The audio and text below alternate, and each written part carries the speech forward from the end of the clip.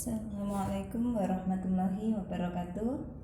Kali ini kita akan membahas mata pelajaran IPA kelas 8 menggunakan buku PR Intan Pariwara halaman 170, uji kompetensi 1. Langsung saja kita mulai dari soal nomor 1. Bahan pewarna alami karotin dan xanthofil berturut-turut dapat diperoleh dari wortel dan kuning telur. Penjelasannya, pigmen karotenoid terbagi menjadi dua, yaitu karotin dan xanthofil. Pigmen karotin memberikan warna oranye sedangkan xanthofil memberikan warna kuning. Karotin dapat diperoleh dari wortel, tomat, dan pepaya. Xanthofil dapat ditemukan dalam kuning telur, nanas, jagung, kemudian lobster mengandung pigmen astaxanthin yang berwarna merah. Tinta cumi memberikan warna hitam karena mengandung pigmen melanin. Cabai merah mengandung likopen yang merupakan pigmen merah. 2. Perhatikan beberapa pewarna sintetis berikut.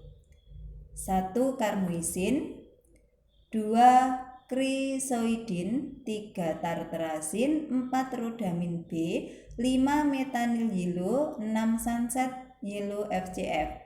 Berdasarkan Peraturan Menteri Kesehatan RI Nomor 239/per/5/85, bahan pewarna sintetis berbahaya dan dilarang penggunaannya ditunjukkan oleh angka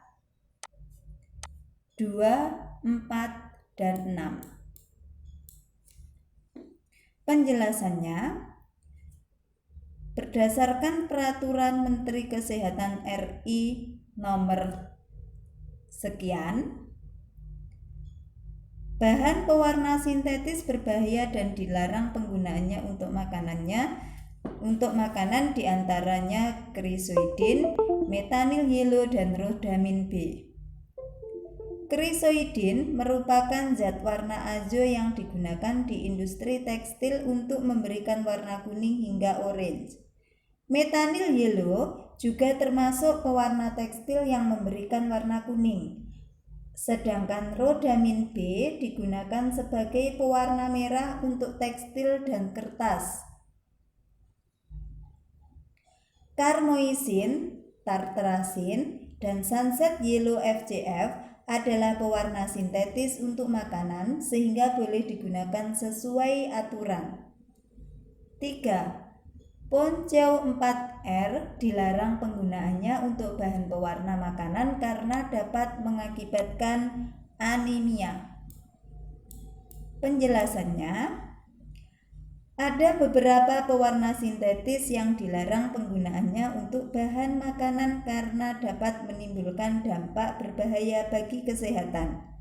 Salah satunya Ponceu 4R yang dapat menyebabkan anemia dan kepekatan hemoglobin.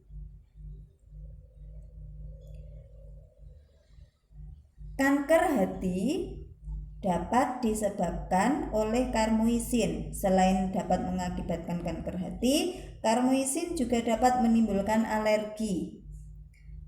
Keracunan paru-paru,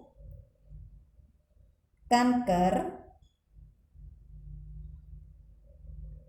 dapat diakibatkan oleh rhodamin B. Sunset yellow dapat menyebabkan kerusakan pada kromosom. 4. Hasil pengujian gula darah Bu Hadi menunjukkan kadarnya melebihi batas normal. Untuk menjaga kesehatannya, makanan yang dikonsumsi Bu Hadi sebaiknya menggunakan pemanis sakarin. Penjelasannya, kadar gula darah yang melebihi batas normal merupakan gejala penyakit diabetes mellitus. karena hormon insulin dalam pankreas tidak mampu mengubah seluruh glukosa menjadi glikogen. Kadar gula darah naik seiring naiknya jumlah kalori yang dikonsumsi. Oleh karena itu, penderita diabetes harus mengurangi konsumsi makanan yang mengandung kalori.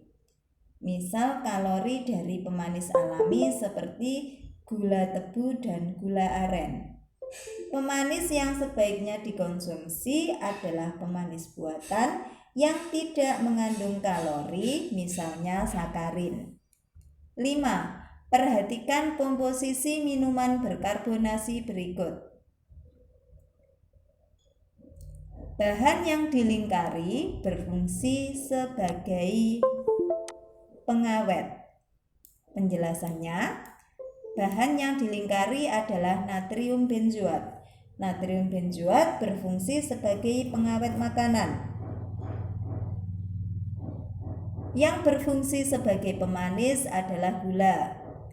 Yang berfungsi sebagai pewarna adalah karmoisin Cl14720 dan kuning CFC Cl15985.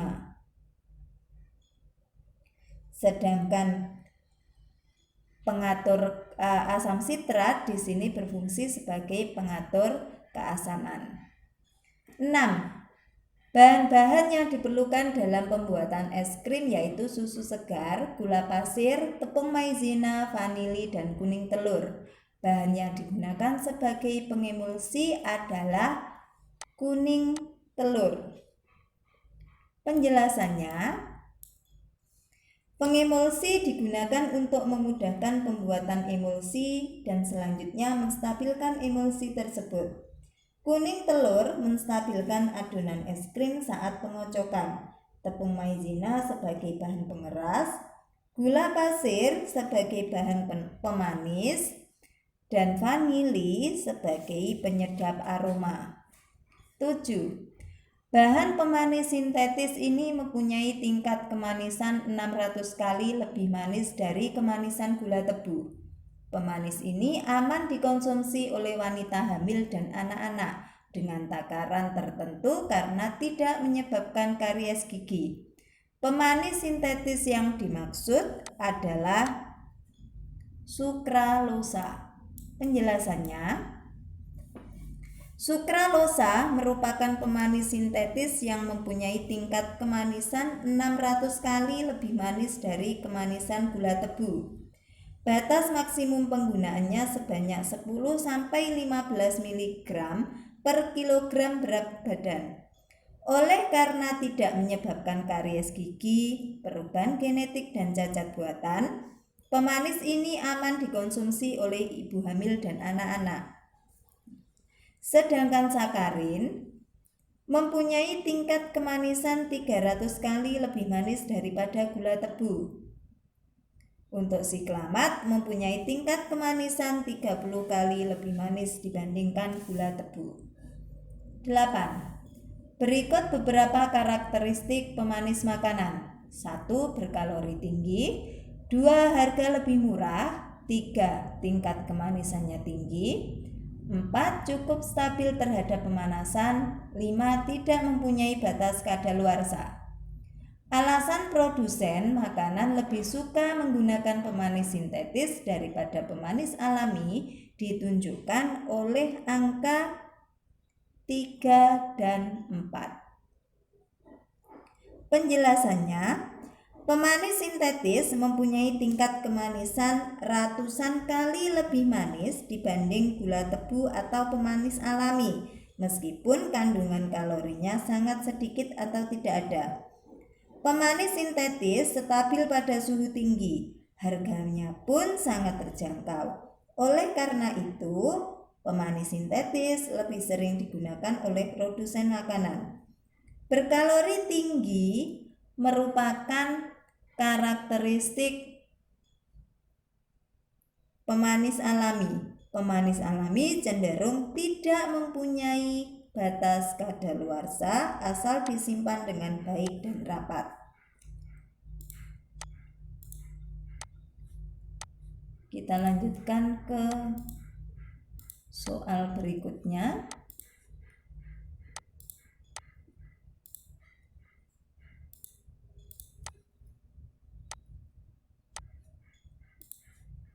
Soal nomor 9. Kemarin Eva mencoba membuat kue bolu pisang Ambon, akan tetapi menurutnya aroma pisang Ambonnya kurang tercium. Hari ini dia ingin membuatnya lagi. Agar aroma pisang Ambonnya lebih kuat, Eva sebaiknya menambahkan bahan penyedap aroma berupa amil asetat. Penjelasannya adalah penyedap aroma sintetis yang memberikan aroma buah-buahan berasal dari senyawa ester. Sebagai contoh, amil asetat menghasilkan aroma pisang Ambon. Etil asetat menghasilkan aroma arbei. Oktil asetat menghasilkan aroma jeruk, sedangkan propil asetat menghasilkan aroma pir. 10. Selain mengawetkan makanan, asam jawa juga mengandung antioksidan yang dapat mencegah terjadinya perubahan warna coklat pada makanan yang telah dikupas. Antioksidan yang dimaksud berupa vitamin C. Penjelasannya, asam jawa atau nama lainnya Tamarindus indica L mengandung zat antioksidan berupa vitamin C dan vitamin E. Bahan ini mampu mencegah terjadinya perubahan warna coklat akibat reaksi oksidasi pada bahan makanan yang dikupas seperti buah dan sayur. Vitamin B6 berperan dalam proses metabolisme tubuh. Vitamin B9 membantu dalam replika DNA, metabolisme DNA dan asam amino serta berperan dalam perkembangan janin. Vitamin K berfungsi dalam pembekuan darah. 11. Pada proses pembuatan roti biasanya ditambahkan natrium bikarbonat. Penambahan natrium bikarbonat tersebut berfungsi membuat adonan mengembang sempurna. Penjelasannya adalah natrium bikarbonat merupakan bahan pengembang yang biasa digunakan untuk mengembangkan adonan kue. Ketika dipanaskan, natrium bikarbonat menghasilkan gas karbon dioksida membentuk rongga sehingga adonan roti mengembang. 12. Dalam kemasan jeli tertera komposisi yaitu air, gula, nata de coco, karagenan, asam sitrat, etil butirat, sari buah nanas, kalium sorbat, dan tartrazin Cl19140. Bahan yang berfungsi sebagai pengawet dan pengental secara berurutan adalah kalium sorbat dan karagenan. Penjelasannya adalah dalam pembuatan jeli, asam sitrat berfungsi sebagai pengatur keasaman. Selain itu, asam sitrat juga berfungsi sebagai pengawet. Kalium sorbat merupakan bahan pengawet makanan. Karagenan berfungsi sebagai bahan pengemulsi, pengental, dan penstabil. Tartrazin merupakan pewarna sintetis yang memberikan warna kuning, sedangkan gula berfungsi sebagai pemanis. 13. Perhatikan ciri-ciri beberapa makanan berikut. 1. Bakso hanya mampu bertahan selama 3 hari tanpa dimasukkan ke dalam lemari es. 2. Ikan asin yang dijual di pasar tidak dihinggapi lalat. 3. Ayam potong berwarna putih bersih. 4. Tahu mempunyai tekstur kenyal. 5. Mie basah berasa gurih. Berdasarkan ciri-ciri tersebut, bahan makanan yang aman dikonsumsi ditunjukkan oleh angka 1 dan 5. Penjelasannya, bahan makanan yang aman dikonsumsi tidak mengandung bahan pengawet berbahaya seperti formalin. Bakso tanpa formalin dapat bertahan selama 5 hari dalam suhu ruang. Selain itu, lalat mau hinggap pada makanan tanpa formalin, termasuk ikan asin. Ayam potong yang tidak mengandung formalin berwarna putih keabu-abuan atau cenderung merah muda, sedangkan yang diberi formalin berwarna putih bersih atau kebiru-biruan. Makanan yang mengandung formalin mempunyai tekstur yang kenyal, termasuk tahu. Mie basah yang mengandung formalin tidak mempunyai rasa gurih, tetapi hambar dan beraroma obat. 14. Kelompok bahan alam berikut yang dapat digunakan untuk meningkatkan cita rasa makanan adalah kaldu, daun salam, dan cengkeh. Penjelasannya adalah bahan penyedap rasa dan aroma disebut penguat rasa. Penyedap rasa dapat meningkatkan cita rasa makanan, sedangkan penyedap aroma meningkatkan aroma makanan. Contoh bahan penyedap rasa alami misalnya jahe, serai, seledri, kaldu, daun salam, dan cengkeh. Adapun vetsin atau monosodium glutamat yang biasanya disingkat dengan MSG merupakan penyedap rasa sintetis. Vanili merupakan penyedap aroma, bukan penyedap rasa. Kunyit berfungsi sebagai pewarna dan pengawet makanan. Keluak dimanfaatkan sebagai pengawet dan pewarna makanan. Lecitin termasuk zat pengemulsi. 15. Radit merasa gatal-gatal dan sesak nafas setelah mengonsumsi kentang goreng yang dibeli di pinggir jalan. Setelah diperiksa, diduga bahwa Radit terlalu banyak mengonsumsi bahan pengawet sintetis. Dugaan tersebut diperkuat dengan riwayat kesehatan Radit yang menderita asma. Bahan pengawet yang dimaksud adalah natrium sulfit. Penjelasannya adalah konsumsi garam sulfit, misal natrium sulfit, secara berlebihan dapat mengakibatkan gangguan pencernaan, saluran pernapasan, serta gangguan metabolisme kalsium, vitamin A, dan vitamin B. Bagi penderita asma, dapat menyebabkan gatal-gatal, bengkak, dan sesak nafas. Adapun konsumsi asam benzoat yang berlebihan oleh penderita asma dapat mengiritasi lambung. Kita lanjut ke soal bagian B. Bunga telang mengandung pigmen antosianin yang berwarna biru. 2.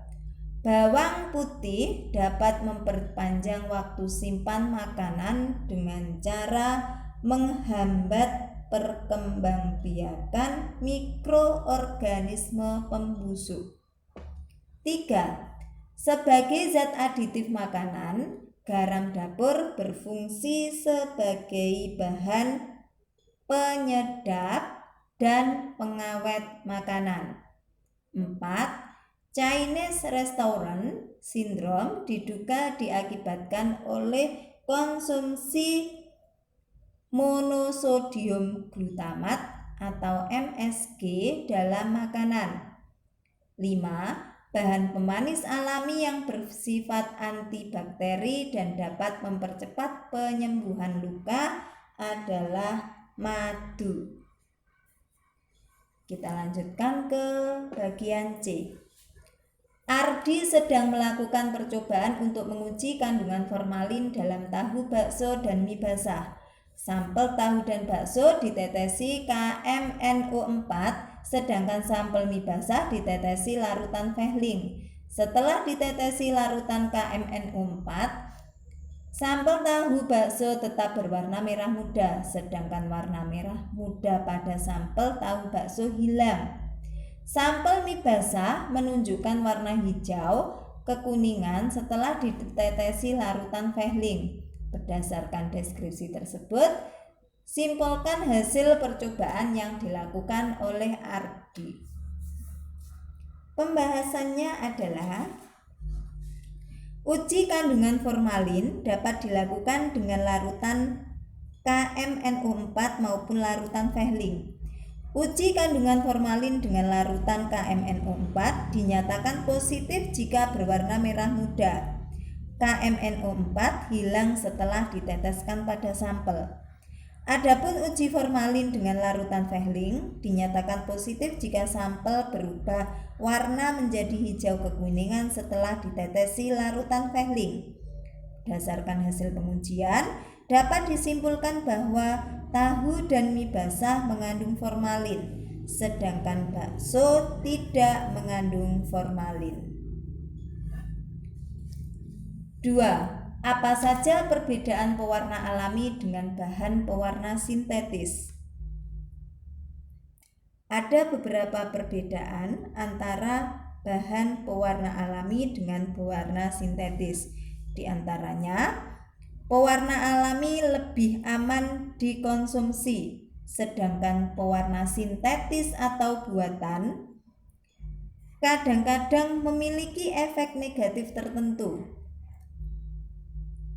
Yang kedua, pewarna alami memiliki warna yang dihasilkan kurang stabil, mudah berubah oleh pengaruh tingkat keasaman tertentu. Sedangkan pada pewarna buatan dapat mengembalikan warna asli, kestabilan warna lebih tinggi, tahan lama dan dapat melindungi vitamin atau zat-zat makanan lain yang peka terhadap cahaya selama penyimpanan. Perbedaan yang ketiga, pewarna alami untuk mendapatkan warna yang bagus diperlukan bahan pewarna dalam jumlah banyak, sedangkan pewarna buatan lebih praktis dan ekonomis.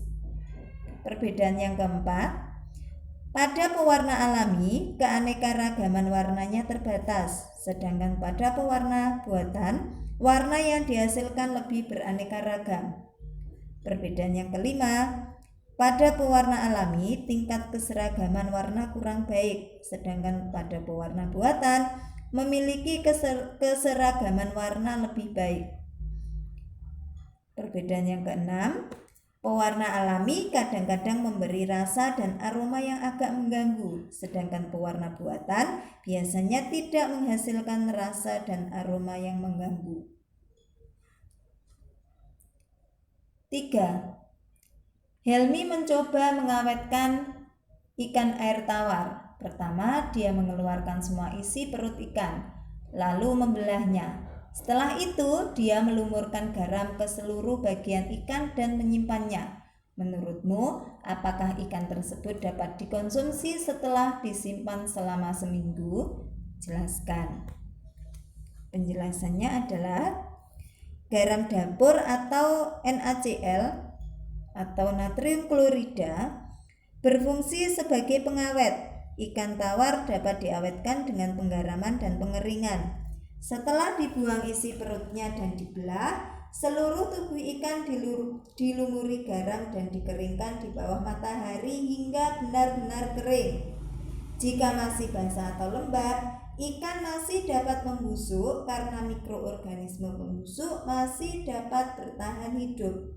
Jadi, ikan yang diawetkan Helmi tidak dapat dikonsumsi setelah seminggu penyimpanan karena tidak dikeringkan terlebih dahulu sebelum disimpan. Kita lanjutkan ke soal berikutnya, yaitu soal nomor 4. Soal nomor 4. Pepaya yang belum terlalu matang dapat dibuat manisan basah. Pertama, pepaya dikupas, dibersihkan dan diiris-iris sesuai selera. Selanjutnya direndam dalam larutan kalsium klorida atau CaCl2 selama 6 jam. Dicuci bersih lalu ditiriskan. Setelah itu, pepaya direbus dalam air mendidih yang sudah ditambah gula dan asam sitrat. Jelaskan tujuan perendaman pepaya dalam larutan kalsium klorida. Penjelasannya adalah kalsium klorida atau CaCl2 merupakan bahan pengeras. Pepaya tersebut sengaja direndam dalam larutan CaCl2 agar buah menjadi keras dan tidak lembek setelah direbus. Ion kalsium mudah terabsorpsi dalam dinding sel dan membentuk kalsium pekat dan pektin yang mampu memperkuat tekstur buah. Soal terakhir nomor 5. Suatu kemasan minuman serbuk instan mencantumkan komposisi sebagai berikut. Dapat dibaca komposisinya.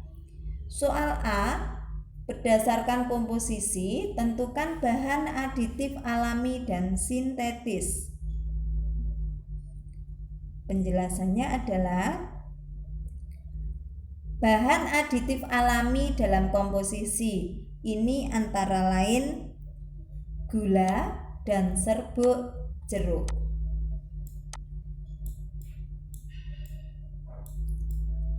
Kemudian bahan sintetis atau zat aditif buatan antara lain asam sitrat dan natrium sitrat. Saya beri lambang S. Kemudian tokoferol, kemudian trikalsium fosfat, kemudian aspartam, ini juga asesulfam, ini juga, dan tartrazin, ini juga sintetis. Soal yang B, amankah minuman serbuk tersebut dikonsumsi oleh seorang anak dengan berat badan 20 kg jika ditinjau dari jumlah pemanis sintetis yang ditambahkan dalam satu kemasan minuman serbuk instan tersebut? Penjelasannya adalah, jadi kita harus menghitung dulu. Analisis keamanan pemanis sintetis yang digunakan diatur melalui ADI, yaitu jumlah maksimum senyawa kimia yang dapat dikonsumsi setiap hari secara terus-menerus tanpa menimbulkan gangguan kesehatan. Misal, seorang anak dengan berat badan 20 kg, maka saya tuliskan di sini penjelasannya. Untuk penjelasan yang pertama yaitu tentang aspartam.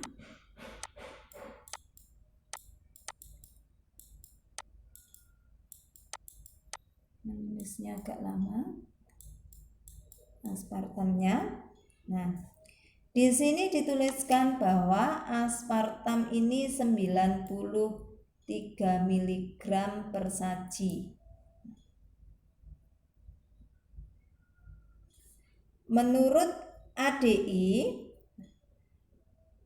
aspartam ini dikonsumsi itu 50 mg per kilogram berat badan per hari. Jadi batas maksimum boleh mengkonsumsi aspartam ini sebanyak 20 kali 50 atau sama dengan 1000 mg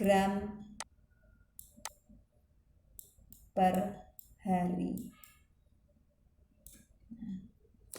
Jika dalam satu kemasan minuman serbuk instan tersebut menggunakan aspartam 93 mg, berarti minuman ini masih aman dikonsumsi setiap hari.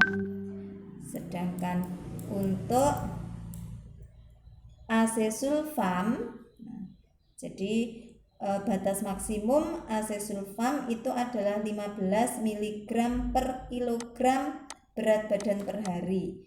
Jadi untuk asesulfam, ini untuk asesulfam K, di sini saya tuliskan asesulfam. Ini berarti batas maksimumnya 20 berat badannya anak tadi dikalikan 15, maka sama dengan 300 miligram per hari. Nah,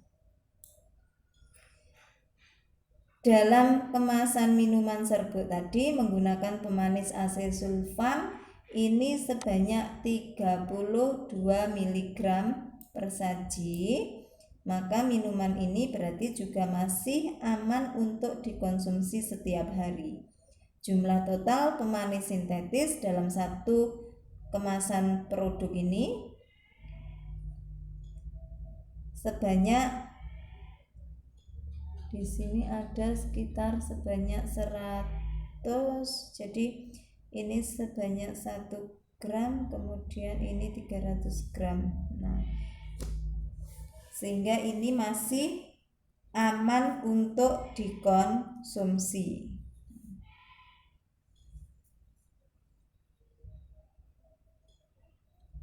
Kenapa? Karena ini tadi, nah, jumlah total pemanis sintetis dalam minuman ini 93 untuk aspartam ditambah dengan 32 untuk asesulfam, berarti sama dengan 125 sehingga miligram, sehingga ini masih aman dikonsumsi oleh anak dengan berat 20 kg. Nah, demikian tadi penjelasan tentunya menggunakan buku PR Intan Pariwara kelas 8 mata pelajaran IPA halaman 170 uji kompetensi 1. Nah, pastikan kalian selalu belajar menggunakan buku PR Intan Pariwara. Semoga bermanfaat. Assalamualaikum warahmatullahi wabarakatuh.